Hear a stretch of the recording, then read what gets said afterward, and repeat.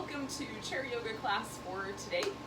So this is a 30-minute lunchtime chair yoga class, so it fits into whatever little section of your day you have a little couple minutes, 30 minutes or so to stretch, and maybe you're in a position where you can't really get onto the floor, so this is a great class for anyone who is kind of cubicle bound, home office bound, or it's great if you don't get down up and down off the floor very often, and so a chair would be more beneficial to you for a yoga practice. So really, anyone who can sit in a chair can do some chair yoga. So we're gonna position ourselves so that the feet are on the floor, and so for me, I scooch away from the back of the chair. If it's better for you to lean into the back of the chair, you can certainly do that. If your chair has any sort of wheels on the bottom, you want to make sure those are locked so they don't go anywhere. And then allow yourself to find a position where your spine feels nice and tall. Rest your palms. So you can rest your palms palm down on your thighs. Especially if you've been a little scattered today, this can help kind of make you feel a little more grounded. You turn the palms up. Sometimes that makes you feel a little bit more, it's just a little bit more unusual. So it'll keep your mind a little more active, so you can decide which one is the right one for you right this moment, based on how you're feeling. And we're going to tune into the breath. So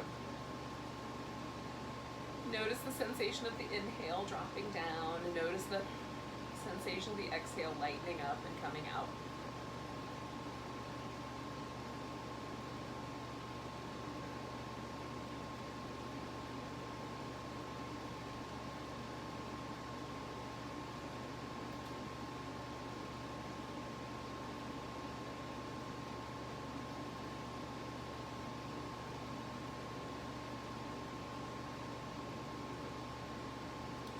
Tune out everything else in your life and just focus on the breath.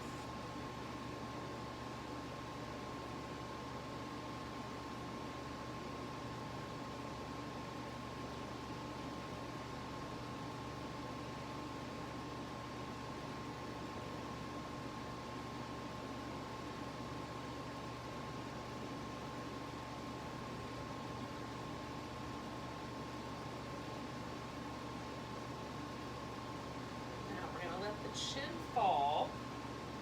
Try not to let yourself round forward with it. Keep the spine in a nice neutral position.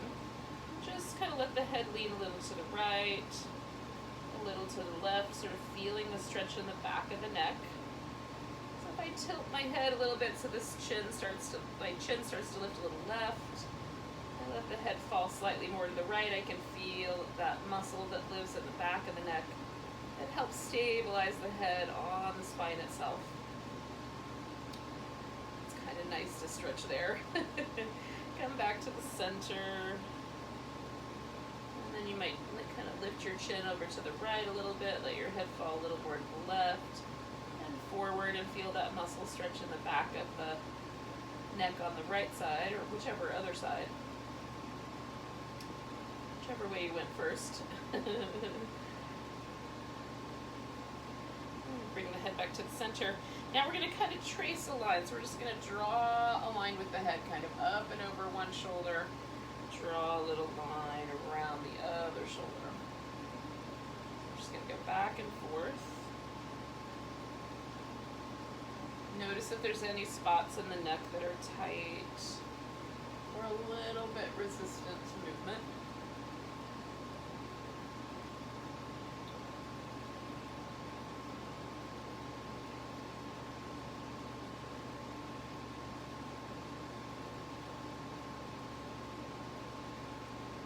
Alright, so we're going to do this one more time. As we come over to the left, we're going to pause as you feel that stretch right there through this front side of the neck. Give that a little bit of extra stretch by dropping your arm out to the side. Maybe even pulling that collarbone back just a little bit. And we're going to put the hand back, the head roll through the center and over to the other side. Right at the point where you start to feel that right there on the front, drop your arm out, pull the collarbone back a little. You can lift the chin away from there if it helps. One side for me is a little more sensitive than the other, that might be true for you as well. Yogis, take one more breath. Hand back, we'll let the head fall back to the center, and then you're just gonna float your head up. Oh, that feels good. All right, so keeping the chin level, we're gonna turn the head and just look over one shoulder, bring it back, turn the head, look over the other shoulder. Now, we're gonna play with our shoulder blade. So we're gonna take this left shoulder blade and roll it down, and then turn the head and see if it comes around a little farther. Once we've moved the shoulder blade out of the way, put your left hand back, take your right arm, roll that shoulder blade down your back, turn your head to the right, see if you get a little bit more room, right? So left shoulder blade comes down, turn the head to the left, come back, put the left hand back, right shoulder blade goes down, turn your head to the right, come back, put that hand back. Good.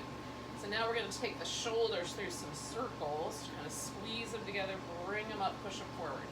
Make sure you're moving your shoulders and not just your arm bones, okay? Not the shoulders moving. So we get those big muscles in our upper back really moving along. And sometimes there's a little bit of resistance on one side or the other. Turn them the other direction. Forward, roll up and back. Forward, roll up and back. Oh, goodness. Oh, we can do this. 2 more. Maybe 3 if it's feeling really good. You might want 1 more. Okay, so lift the shoulders up and let them fall. Lift them up, let them fall. 1 more time, lift them up, give them a little higher, let them fall. Give them a little wiggle. All right, so we're gonna move the chest and the ribs and the pelvis all kind of together, so we get this kind of undulating spine work. So we're gonna lean the pelvis a little bit forward, push the breastbone up, kind of arch the back a little bit, so that's like a cobra, and then we're gonna round the back like a cat, okay? So push forward, pull your collarbones a little wider, draw the collarbones towards each other, broaden across your back. Good. Some people call these cat and cow instead of cat and cobra. You can call them what you want. It's all the same thing.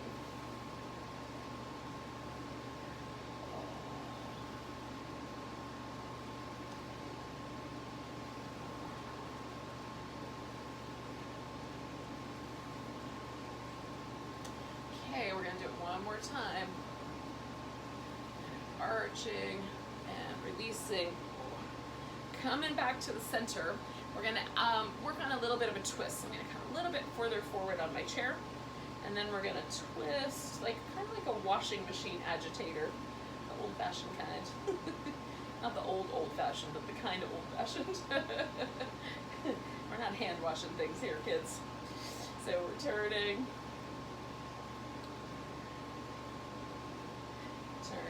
Oh. All right, we're gonna pause. So we're gonna pick a side, pause there, get a little taller, and just see again, kind of as we draw the shoulder blades down, does it give us a little room to turn? We're gonna pause there and breathe. I'm holding on to the outside edge of my chair with one hand. I've got the other hand kind of pressed into my thigh. You can grab around the outside of your leg if that's better for you. Take 1 more breath. And then we're going to come on out of there. We're going to give it a little bit. So I'm going to be a little more gentle with my little agitation. Some delicates. We're washing some delicates now. Just to let my spine recover from the deeper twist. And then we're twisting the other way. So we're going to turn this way. And again, I'm going to kind of reach around, grab my chair, grab my inner thigh, get a little taller.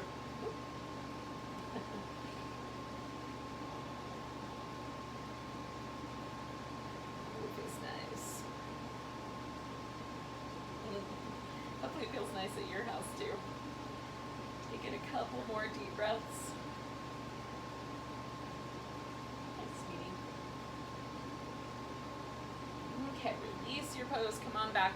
Just a really gentle little agitation. Jiggle back and forth a little bit, just get your ribs moving a little side to side. Try to get your rib cage to move around a little bit. Those muscles in the middle of our back can be tough to reach, right? So we can make them, they can get really stiff and immobile. So So all we're trying to do is just get a little movement going there. We want to try to build up some fluid between the layers of tissue so that our bodies move more like they did when we were younger.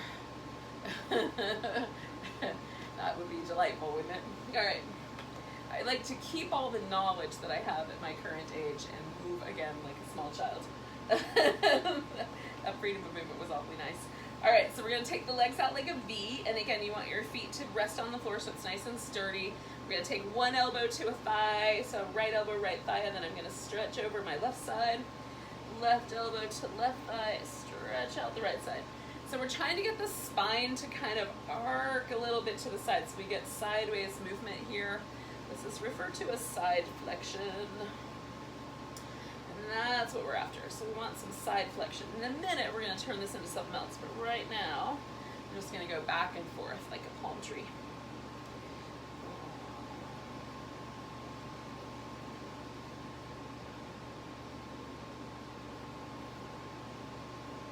Okay. So we're going to come up. Now, we're going to take, you can leave your legs just as they are. Rotate your rib cage a little bit so that you can put your elbow on, and instead of bending from the spine, we're going to get taller. Okay, so we might press into the leg, reach this arm up at an angle, so from the hip all the way to the fingertips, we're making a nice long straight line. You know, it's a human body, it only goes so straight.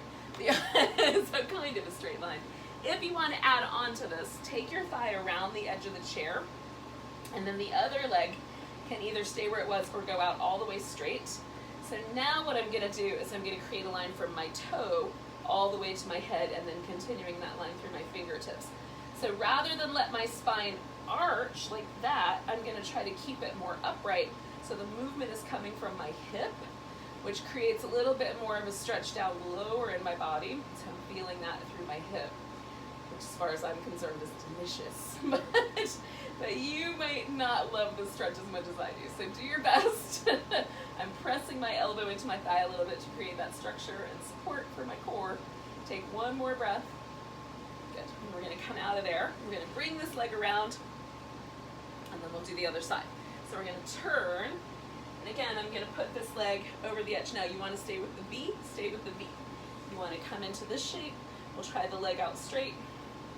Elbow's going to start on my thigh, then I'm going to find that position where from my toes all the way up through my body, I've got one long angle. So that's me bending from the hip or from the waist. I want to move from my hip so my spine is nice and long. Push the arm. My elbow's a little short. It won't quite reach my thigh, so I'm just pushing my forearm into my leg. So I've got a nice long shape. Side angle pose. It feels good. We're all a little different. I'm up on my tiptoes so I can even have my leg up here because my chair is taller than I am. I didn't know that when I bought the chairs. Take a nice big breath and then come on back. I think all furniture is made for somebody who's a 6'1", and the rest of us, like cars are made for people that are 6 feet tall. The rest of us just have to accommodate the world of the tall people. Oh. We do our best, right, y'all? All right, excuse me. So what we're gonna do is we're gonna take hold of one leg. Now, if holding your leg up is too much, what you're gonna do instead is just keep the toe on the floor, and you'll just let your leg move back and forth like that. So we're getting some movement at the hip socket. That's what we're after here. So you might need a little bit more positioning on your chair. So if you can do it, we're gonna pick the leg up, hold onto the foot, flex at the foot, keep your foot lined up with your shin bone so your knee is protected, and then we're going to give this a little back and forth rock.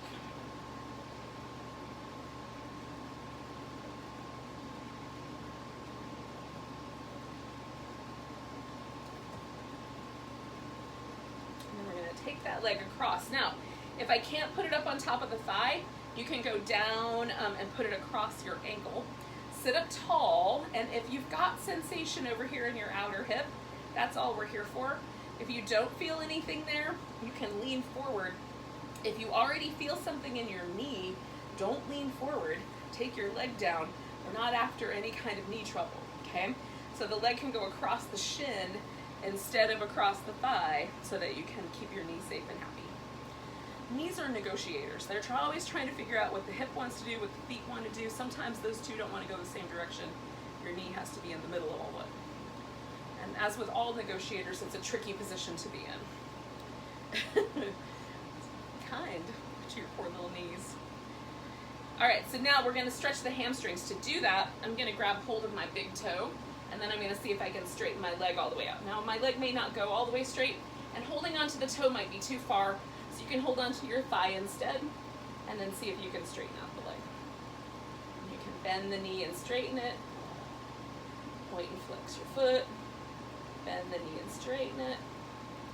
So we'll hold steady for just a little bit longer.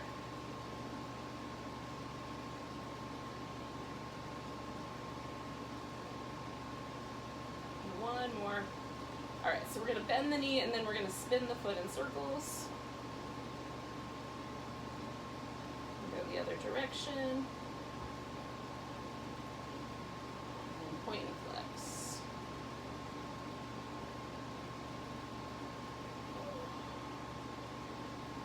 All right, so we'll give that guy a little rest. Tap it on out there. We're going to do this other side. So again, we're going to pick the leg up. It might be that you hold on. Again, so if I turn my foot like that, I don't know if you can see the angle that I've got my foot at, that's going to cause trouble for the knee.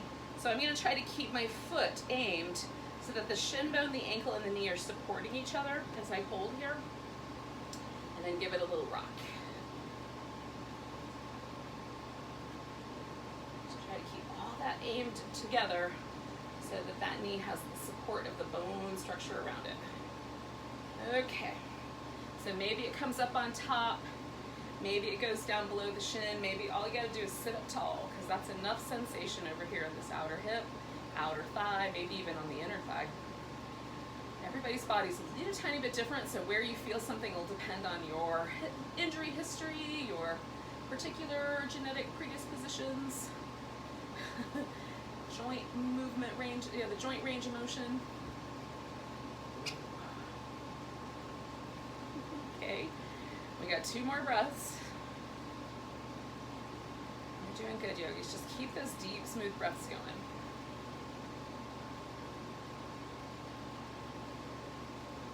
All right, so we're either grabbing hold of the big toe and taking the leg out, or we're gonna grab hold of the leg and then straighten it out.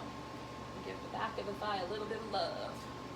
Maybe it means you bend it and straighten it again a few times instead of just holding it. Sometimes the body needs a little bit of movement in order for the hold to feel just right.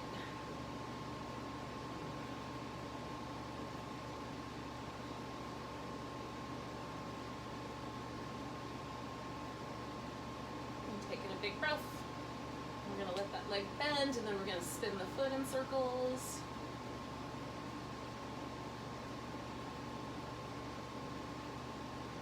Other direction.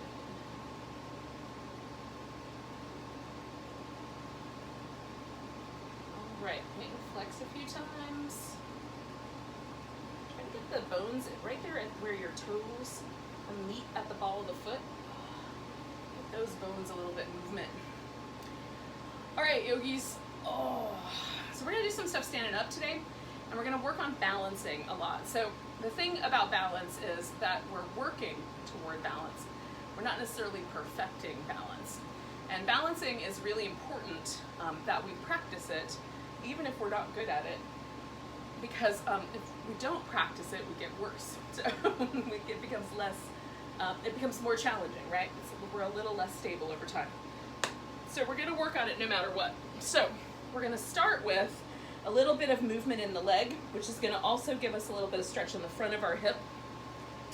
So what I'm gonna do with my chair is I'm gonna turn it sideways so I can sort of stand beside it. I'm gonna nestle it in here close to my plants. Hopefully this will be easy. I'm gonna stand beside it. I'm gonna stand on the leg that's next to the chair, and the leg that's not next to the chair, the one that's out here, I'm gonna swing back and forth. So I'm gonna see, with holding onto the chair with just one hand, how does that go? And then I can take my arms off the chair and maintain my balance. Excellent.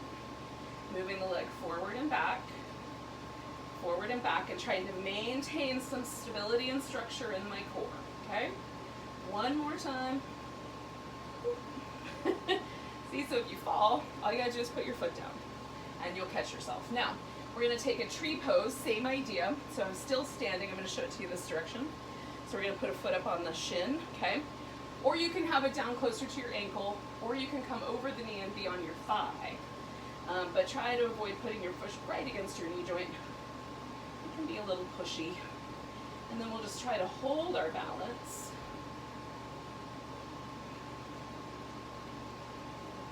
And if you fall, catch with your foot. Right on, always catch with your foot. So we're gonna turn around. Same idea, so I'm gonna start using the chair for balance. Now I'm standing on that leg that was lifted. And I'm gonna swing forward and back. And forward and back. Okay?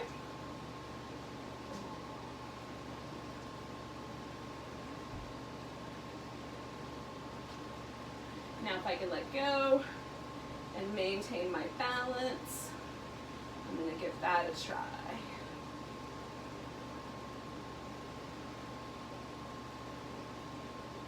Ooh, 2 more. 1, 2.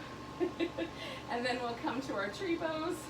Our leg might be getting a little bit tired. We're going to do our best. If it gets too tired, you just come down.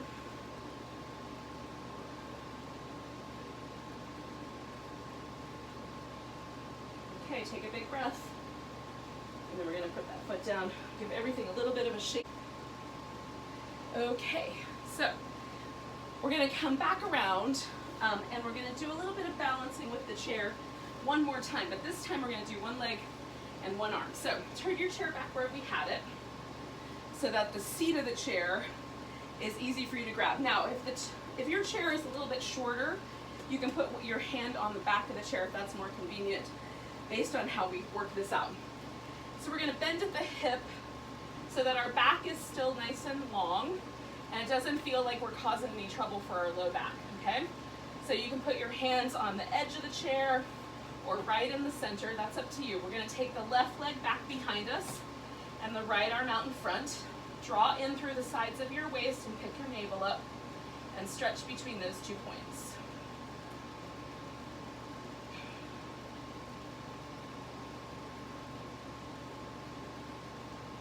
Last breath, and then we're going to bring the arm down, bring the leg down, give it a little jiggle. Walk your feet back so we come into downward facing dog. Make sure your hips and your shoulders are lined up with each other in a nice way.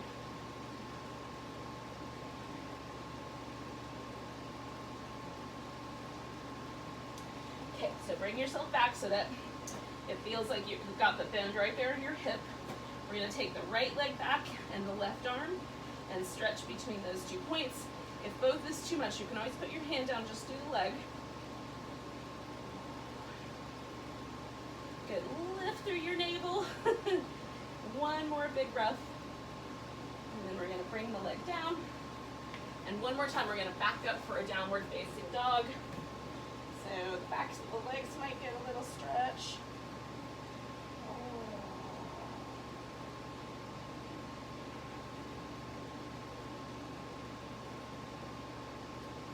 More big breath. Okay.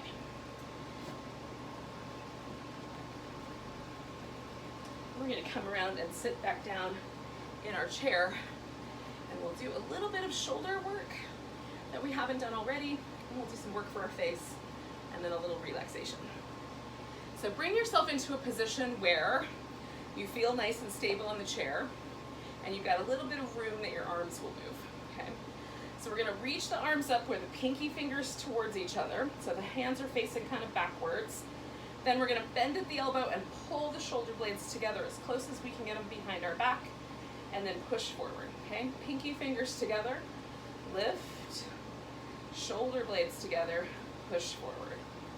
Pinkies, shoulder blades, push. Pinkies, shoulder blades, push. 2 more. Pinkies, shoulder blades, push. 1 more time. Pinkies, shoulder blades, push. Good. Let your arms relax. Oh, it's good to shake them out. All right. So now we're gonna do a little stretch for this whole shoulder. So to do that, we're gonna start with the arm behind our back. So we're gonna take one hand and bring it behind our back as far as it'll go. Now it might go all the way up behind your back so that it'll go all the way up to your upper back, but it might only start like way down here by your hip. That might be as far as it goes. Wherever it goes is where it goes. Now, we're gonna take the shoulder and just try to bring the shoulder blade down and slightly more inside. Don't do it so hard that it hurts your elbow, just enough to create a little bit of an extra sense of the stretching area or the sensation area around the chest and the shoulder itself. You might feel it in the arm bone as well. Furry coworkers are not always helpful, you all. So I'm messing with the microphone right now, so we'll see how this goes. We're gonna take one more big breath. All right, so we're gonna bring the arm out. We're gonna bring it up front. You're gonna grab hold up here, the upper arm, and then you're gonna pull that shoulder down your back a little bit. If you like, you can grab it with the elbow, or you could even wrap your arm so that you're holding onto your thumb or your hand, and lift the elbows up a little bit. Draw your shoulders in a bit.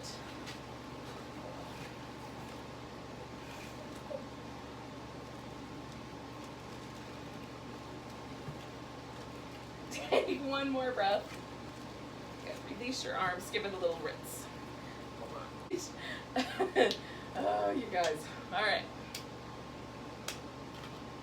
We deal with our lives, man. We're in quarantine. What can we do? So we're going to take the other arm behind our back. We're going to see if we can get the shoulder blade to go into place. So I have some scar tissue that lives in this shoulder. It's a little resistant. I work with it where it is. And you do too. We're all a sum total of what our body's been through in our lives. Which, you know, sometimes we're not always nice. We put our bodies through the ringer when we're younger. We're going to take a few more big breaths.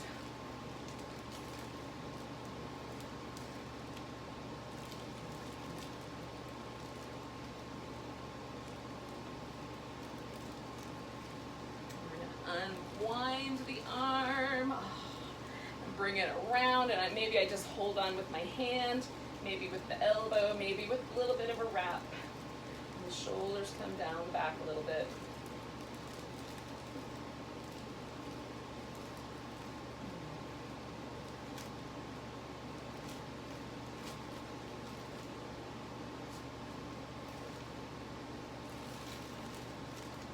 One more big breath. We're going to unleash the shoulders. Give them a little shake. Don't underestimate the power of shaking. Shaking is really good. It feels really good. It feels like a little bit of release. Okay, so we're going to do a little bit of face work, and then we're going to do a little relaxation. So you can slide back in your chair if that's a more comfortable position to be in. So we're going to do what's called lion and lemon.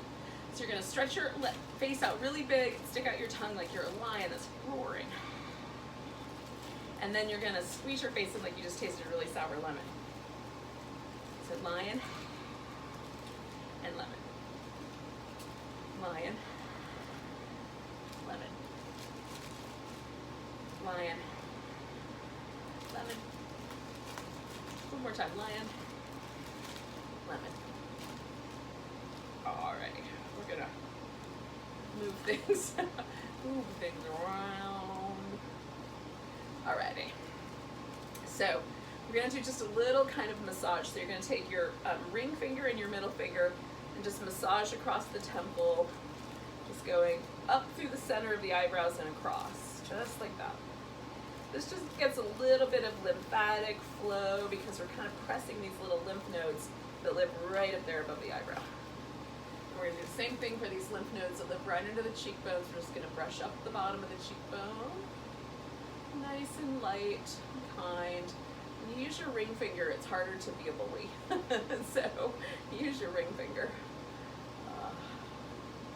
All right, so then we're going to do the sweeping motion. So we're going to sweep, sweep, sweep, sweep, sweep down the side of our face, all the way to collarbones. Give it a little tap. And this just helps the lymphatic fluid move. So there's bigger ducts that live under the collarbones and around the armpits. that are easier places for our circulatory system to go in and clean out that area. The lymphatic system is really interesting, but it can get a little backed up from time to time for whatever reason. Maybe we're exposed to more stuff, or there's more infection, or whatever might be going on in our body. So giving the lymphatic system a little brush and moving around a little bit every day is helpful for our bodies on multiple levels, not just the muscles, not just the heart, but also other systems as well. So for now, the system we're going to work on is relaxation, the parasympathetic nervous system. So you're going to get comfortable in your chair, position your arms in a comfortable way, take a deep breath, and we're going to let go with an ah. So we're going to make an auditory sound like a sigh. 2 more. Big breath. Ah. 1 more time. Seems a little silly, but it works. Ah. And then bring your attention to your eyes and the top, like the forehead area of your face. And just relax any muscles that you find there. Relax your cheekbones and your mouth.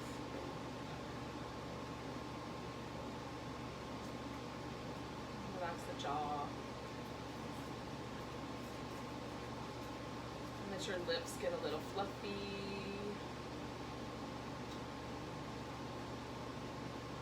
Let your shoulders relax.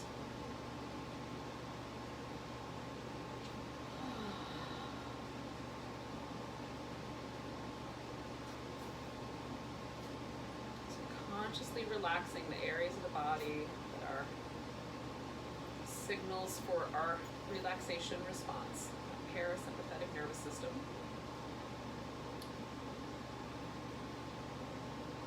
And then noticing how the breath moves in and out of the body.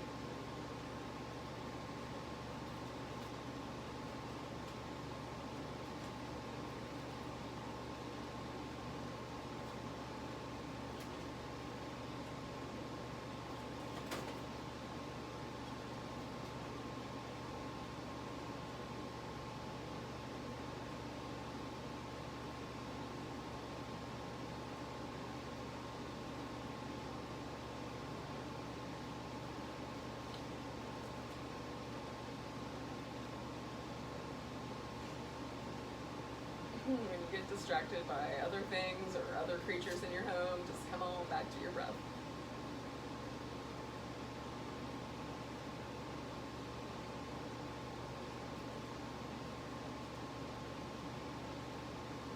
So any time of day, just take a few moments to notice your breath, relax your face.